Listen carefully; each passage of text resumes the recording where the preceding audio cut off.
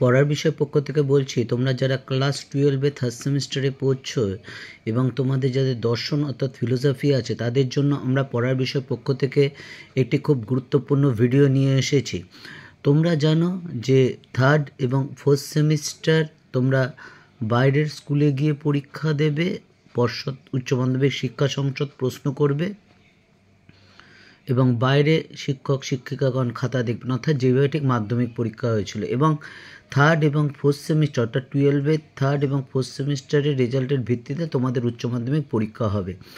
First বা second সেমিস্টারে যতই ভালো রেজাল্ট করে থাকো বা যতই মাঝারি বা খারাপ যাই রেজাল্ট করে থাকো, উচ্চ মাধ্যমিকের রেজাল্টে কিন্তু তার রিফ্লেকশন কিছুই থাকবে না। কাজেই উচ্চ মাধ্যমিকে তোমার রেজাল্ট কী হবে সেটা কিন্তু এই থার্ড এবং ফোর্থ সেমিস্টারের উপর নির্ভর করবে।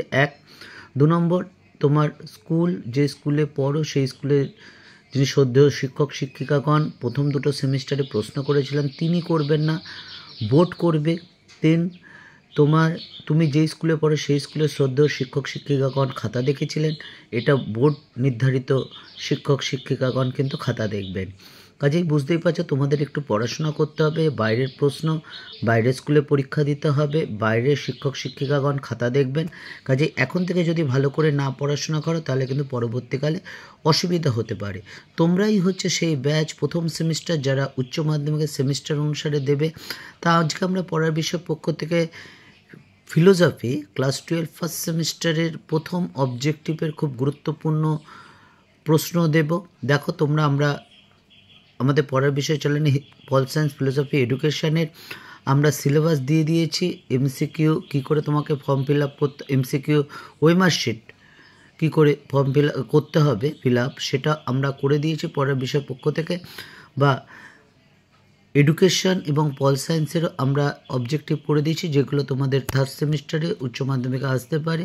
আজকে আমরা ফিলোসফি থার্ড সেমিস্টারে ইউনিট 1 যে introduction to metaphysics Indian western, এই ওয়েস্টার্নের মেটাফিজিক্সের যে সাবস্টেন্স বা দ্রব্য, এই দ্রব্যের আমরা কতগুলো অবজেক্টিভ সম্পর্কে আলোচনা করো।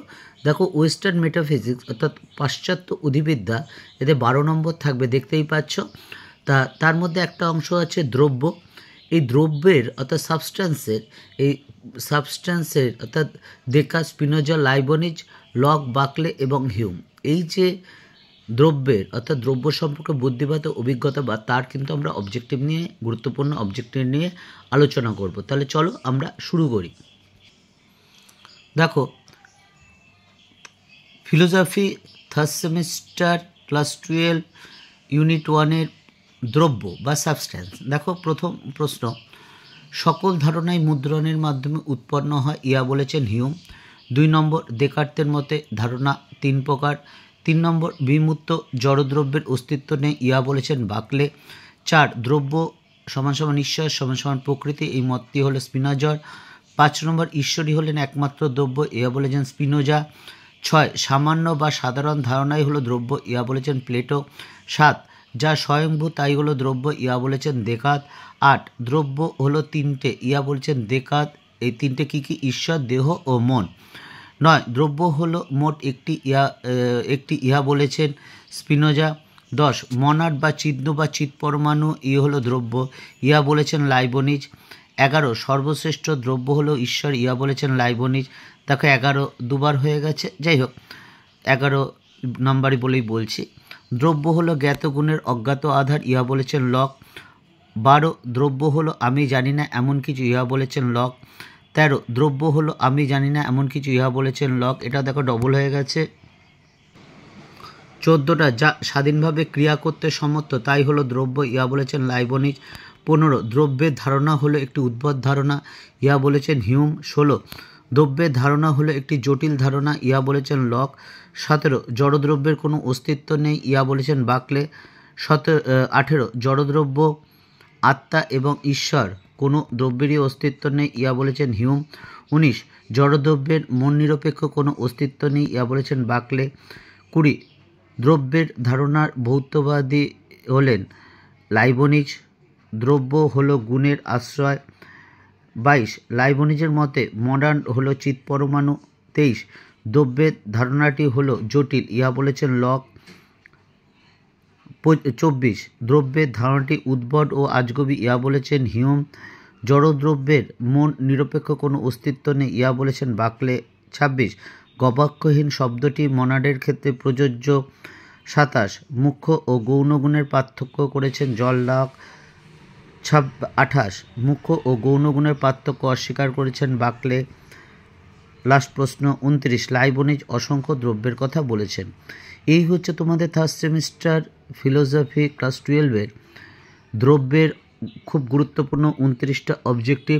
আমরা কাল পরশুর মধ্যেই পরের পার্টটা দিয়ে দেবো। কাজেই তোমাদের যদি মনে হয় চ্যানেলটি তোমাদের ভালো লাগছে বা তোমাদের কাজে দিতে পারে বা তাহলে চ্যানেলটি অবশ্যই লাইক করো বা সাবস্ক্রাইব করো বা বেল আইকন টিপে রেখো এবং দেখো যে আমরা যে সাজেশান দিয়েছিলাম second semester history, pol science, philosophy বা এডুকেশন বা মাধ্যমিক ইতিহাস বা কলেজের সেমিস্টারের সে কী পরিমাণ কমন এসেছে। যদি দেখে তোমাদের বিশ্বাস হয় তাহলে চ্যানেলটি অবশ্যই লাইক করো বা সাবস্ক্রাইব করো এবং বেল আইকন টিপে রেখো। এবং যদি তোমাদের কিছু দরকার হয় অবশ্যই আমাদের জানিও হিস্ট্রি, পল সায়েন্স, ফিলোসফি বা এডুকেশন সম্পর্কে।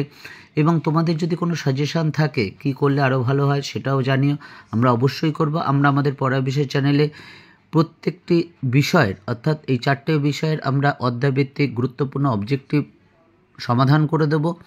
2 নম্বর উচ্চ মাধ্যমিক শিক্ষা সংসদ কর্তৃক যে মডেল কোশ্চেন সেই মডেল কোশ্চেনটাও কিন্তু সলভ করে দেব এবং যেগুলো আসতে পারে সেগুলো কিন্তু আমরা আলোচনা করে দেবো। কাজে যদি মনে হয় ভালো লাগছে বা তোমাদের কাছে গুরুত্বপূর্ণ বা তোমাদের কোনো উপকার হতে পারে তাহলে অবশ্যই চ্যানেলটি লাইক করো বা সাবস্ক্রাইব করো, বেল আইকন টিপে রেখো। আরেকটা কথা বলি, শেষ কথা, যে তোমাদের অবশ্যই পড়াশোনা করতে হবে, ভালো করে পড়তে হবে। কোনো শর্টকাট পড়াশোনা কিন্তু কোনো শর্টকাট মেথড হয় না।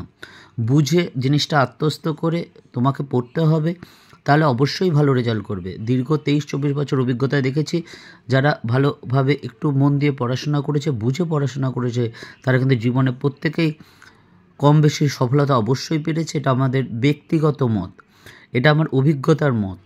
এতদিন ধরে দেখছি শিক্ষার্থীদের। কাজে তোমরাও যদি সফলতা পেতে চাও অবশ্যই ভালো করে পড়াশোনা করো, বুঝে পড়াশোনা করো, মুখস্থ করে নয়। তাহলে দেখবি অবশ্যই সফলতা তোমার কাছে ধরা দেবে। পরের বিষয় পক্ষ থেকে এতটুকুই।